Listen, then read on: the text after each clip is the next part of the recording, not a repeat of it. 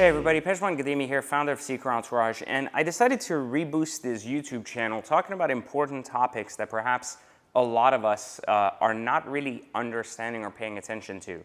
So I wanted to kind of give you my perspective on a lot of the things that you're hearing the news talk about, but perhaps you're not hearing real entrepreneurs' opinions on, because it's very easy to get lost in the way media portrays things. You know, I would say life is a lot easier when you're looking at it through a very small lens, and as a result of it, it skews your perspective. You know, we've all seen how it's easy for one media channel from the right or from the left to kind of spin something in the way they want you to understand it. And one of the things I've always done when it comes to teaching is always allow people to make their own decisions about what they understand and what they want to believe. And so one of my core strengths as a teacher has always been to impact people's perspectives rather than kind of like shove information down their throat. And so today I wanted to talk to you a little bit about the school system. Something that perhaps we've heard a lot of different debates about: A, how the school system is fucked, B, how the school system is extremely expensive and causing a lot of heartaches for students and student loans. And then 3, we've also heard about the ineffectiveness of the school system as a whole.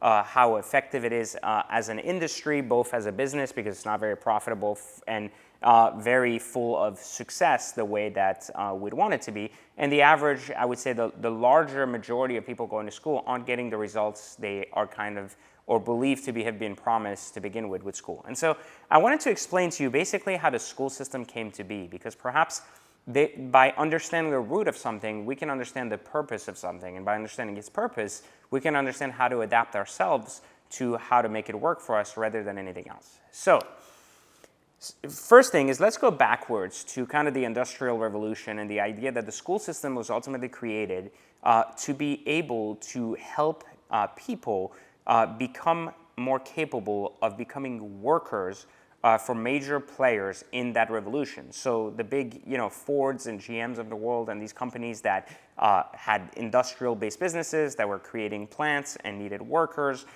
technology has started being introduced, and so they needed more workers, they needed managers, they needed leaders.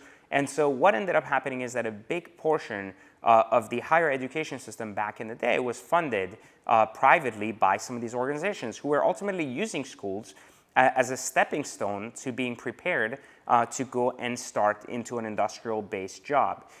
This was still to this day kind of, still some of these components are still left when you think about the bells in the schools, similar to the bells they had in these businesses at different times, indicating different things like lunchtime, break time, and so on and so forth. So a lot of the methodology or reality behind the schools never really changed over time. One of the big things, though, that we seem to misunderstand about education as a whole is that the education system is not only built to prepare people for their jobs or their future. Because you see, a big misunderstanding here in the world is that the school system is really built around this idea of helping you be successful. And one of the things that people misunderstand a lot about the school system, regardless if you're talking about kindergarten all the way up to high school, down to college or anything else, is that the school system, not even from day one, was ever intended to help you succeed. Its entire role as a whole has been one basic purpose, which is to help the system survive. Now, what system am I talking about? I'm talking about society. Society as a whole is a system. And the basic point of school is to help you survive and have the basic minimum skills to enter and function and survive within a society.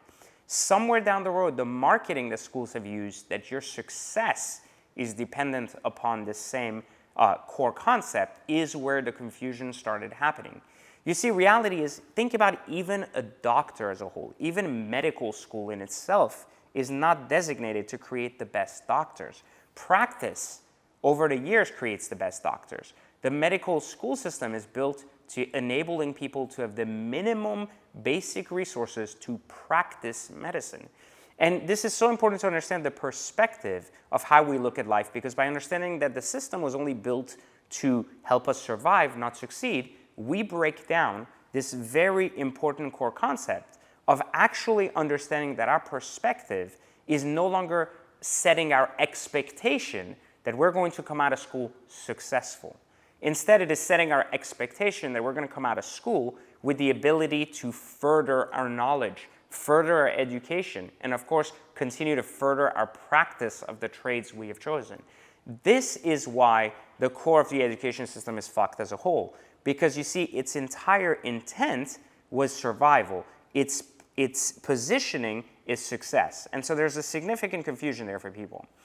The other concept that was really not discussed a lot, probably by mass media because it's not very exciting to talk about, is that one theory is that school in itself is really built upon the idea of population control.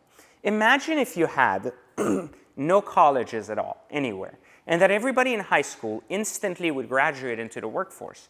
You wouldn't have a lot of jobs for a lot of people. So you would have a lot of people that are unemployed seeking government help to survive.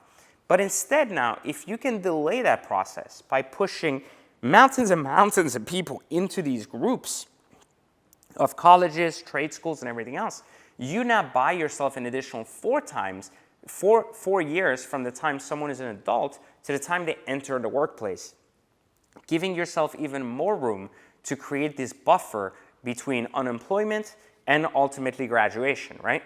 And so one of the big things that a lot of people aren't discussing is that perhaps schools in their days were built for survival and were built to build workers for these industrial companies, but they must have evolved over the years. And the reality is they have. And a lot of people aren't looking at the reality of what's happening in the world. They're only looking at it from how it is impacting them. You have to understand that you can't run a government like you can't run a country or government the way you run a business. And so reality is that in a business, you have a dictatorship. In a government, you have the ability to influence free will for the hope that the majority of people will continuously want to participate in such society or government. And so you do this through mechanisms like voting, healthcare, and so on and so forth, by allowing government to become nothing more than police for the common good of the people, supposedly, right? The baseline, though, in the education system is that the government's involvement is really only as a means of population control more than anything else. And so at some point or another, you have to understand that the way government supports the school system to enable that population control is simply by enabling these student loans to happen. Because you see, they're backing these student loans primarily, even though they know they're not going to get their money back a lot of times. So you have to start asking yourself, well, why would someone make such a bad bet in investing in its people, knowing that most of its people will either not pay the loan back or never actually graduate? Why would they still so easily give out the student loans? Well, a couple of basic things. Remember that the point of government is, again, to make you fit into the system and to continuously be a piece of it. One of the number one ways it does that with the finance industry is by tying you down to a mortgage. And so it's teaching you very early on in your life to be tied down to a payment, an obligation to work to repay. So from a very early stage, it loves that because now it's forcing you to find a job instead of just roaming the land, right? The other really important thing that you may not have been paying attention to is the fact that while we think about this, one side of it is just them kind of putting in these loans and backing them up and allowing people to go to school. The other side is that the government is always collecting their money, and they do so in the form of taxes. And so while you may say on the surface, like, well, why are they doing this to these loans? Especially if they're not going to get money back. Well, you see, it's much more profitable for the government to charge you taxes than it is to charge you your repayment on a small interest rate on like the loan you borrowed. And so one of the ways they think about it is the earlier you're tied to this need to work, the earlier you're going to pay taxes, the more you're going to play in the general pool. And so hopefully these have been really the core of why education has really, as a whole, the system has been fucked. Now let's talk briefly about the actual thought behind the education in itself, not the formalized school system, but the actual content you're getting in the school, right? The basic premise is that the big mistake people have made is they've connected in their head that they are getting, literally they are getting a diploma as a result of going to school. And this practice of getting people to be used to getting a reward for the sake of learning has become the plague that today has prevented so many people from finding success because their expectations are once again not met. From the very beginning, the school conditions you to understand that you're going to get a diploma, which is the reason you're going to school. Now, the problem with that is that your expectation, therefore, becomes that that diploma can be traded for a job. But the reality is there is nowhere, anywhere, where someone has told you that getting a diploma has a guarantee of a job. But you've made that assumption in your head somehow because the schools have done such a good job marketing themselves as such, connecting success to education, not connecting survival to education. And so a big piece of that is your expectation of a diploma is not that you're getting a piece of paper, but rather what that paper represents. And over the years, what that paper represents has changed significantly. And more companies are realizing that skill, character, awareness are much more important than simply a piece of degree, which shows completion of a 4-year curriculum. Now, don't misunderstand saying that I'm dismissing the idea that going to school is important. I'm dismissing the concept of what school is in a whole and how people interpret that concept to work out for them, trying to give you a better perspective on how you need to understand school. So when you're thinking about this whole idea that the diploma no longer exists, then comes the idea of the actual concept in itself of what you're learning. The majority of people go to school in order to attain a diploma, not really go to school in order to learn, which is the core reason they come out of school without the ability to have a great job, because they have a piece of paper without any of the actual learning that they had to have along the way. So the baseline here, or the important thing to remember here, is that while we can argue all day that who's responsible for this huge misunderstanding or perspective shift, what we must understand is that we are ultimately only responsible for the life we choose to take. And so if we equally would have committed to a trade very early, we would push ourselves to have more awareness, to experiment with certain skills and mastery that we've enjoyed from a young age, only to see if we could make a profession out of it, we wouldn't be in a place where we need school. Instead, we would be in a place where we deliver and create immense value in the world, enough that people are willing to pay us for it. Reality is, I think it all goes back down to parenting and the idea of choice.